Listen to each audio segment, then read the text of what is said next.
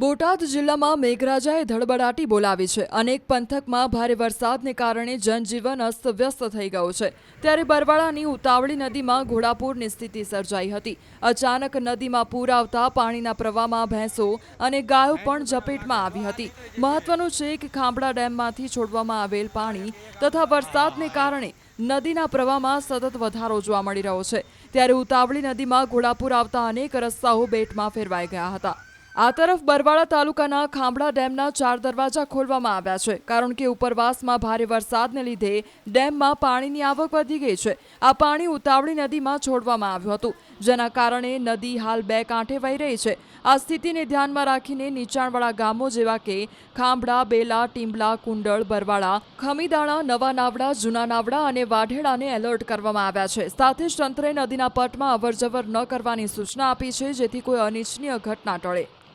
અત્યારે ઉપરવાસ વરસાદ હોવાથી ખૂબ પાણીનો પ્રવાહ વધી રહ્યો છે, તો બરવાળા નગરજનોને નમ્ર અપીલ કે સૌરાષ્ટ્ર જોડતો આ પુલ ઉપર કોઈ અવરજવર ન કરવા વિનંતી છે। અત્યારે ઉપરવાસ પણ વરસાદ બહુ છે, એના હિસાબે ઉતાવળી નદીમાં 2 કાંઠે વહે છે, ફૂલ પાણી વહે છે, તો તમામ નગરજનોને પુલ ઉપર ન આવવા અપીલ છે।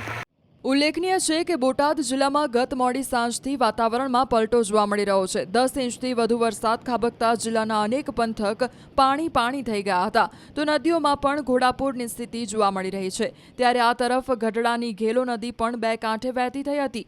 સિઝનના પ્રથમ વરસાદમાં જ મેઘરાજાએ કરેલી તોફાની બેટિંગના કારણે નદીમાં ઘોડાપૂરની સ્થિતિ સર્જાઈ હતી। ગઢડા તાલુકાના ગોરડકા ગામે આખી રાત મેઘરાજા મન મૂકીને વરસતા સ્થાનિક ખેડૂતોમાં ખુશીનો માહોલ જોવા મળ્યો હતો। ગોરડકા સહિત ઉપરવાસમાં વરસેલા વરસાદને પગલે કેરી નદીમાં નવા નીર આવ્યા હતા, તો આ તરફ ગઢડાની જીવાદોરી સમાન ગણાતો રમાઘાટ ડેમ ઓવરફ્લો થયો હતો। મહત્વનું છે કે ભારે વરસાદની સ્થિતિને પગલે ભંડારિયા ગામે મોડી રાત્રે મકાન ધરાશાયી થવાની ઘટના બની હતી। સદનસીબે ઘર માલિક બહાર નીકળી જતા મોટી જાનહાનિ ટળી હતી, જો કે ઘર વકરીને મોટું નુકસાન પહોંચવા પામ્યું છે।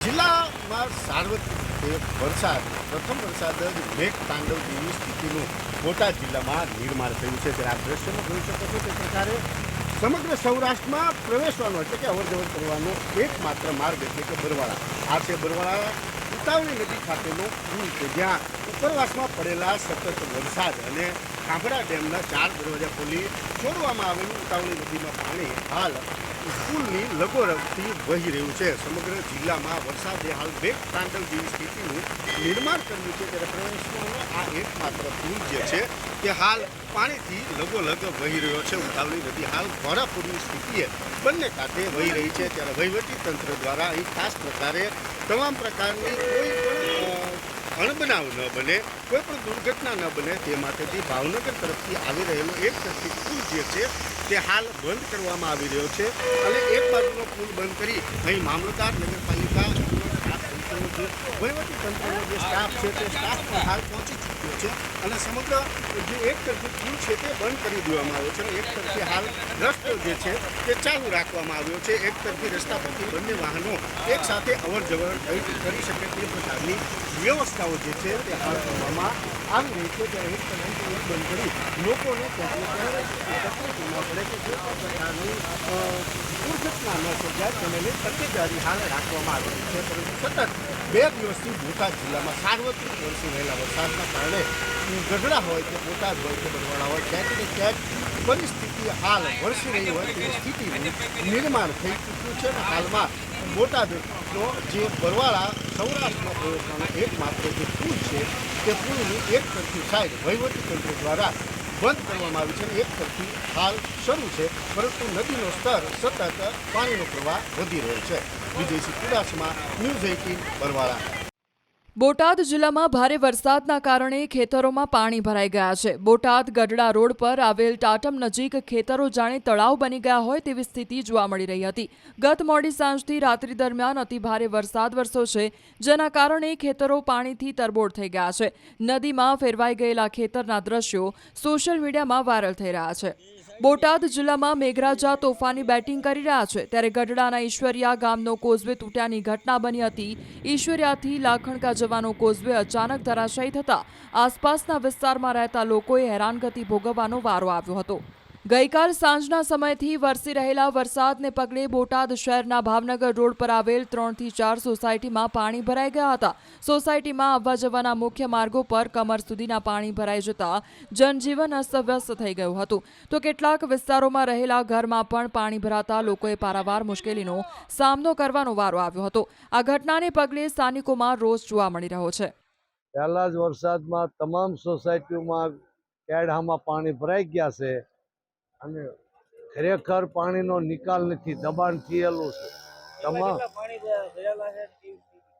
3 ફૂટ સોસાયટીમાં પાણી ભર્યા છે. તમામ સોસાયટીઓમાં પાટીદાર રેસિડેન્સી છે, રામનીતિ છે, સીતારામ છે, સ્વામિનારાયણ નગર છે.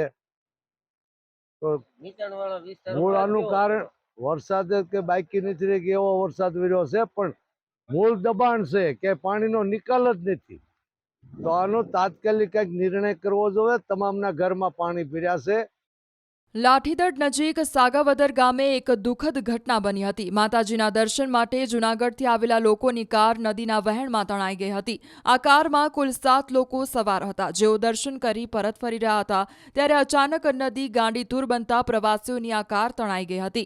આ બનાવને પગલે આસપાસના લોકો તથા ફાયર બ્રિગેડની ટીમ તાત્કાલિક અસરથી ઘટનાસ્થળે પહોંચી આવી હતી અને રેસ્ક્યુ ઓપરેશન હાથ ધર્યું હતું. મહત્વનું છે કે પાણીમાં તણાઈ રહેલી કારમાંથી 2 લોકો બહાર નીકળી જતા તેમનો આબાદ બચાવ થયો હતો, જ્યારે બાકીના 5 મુસાફરો હજુ લાપતા છે.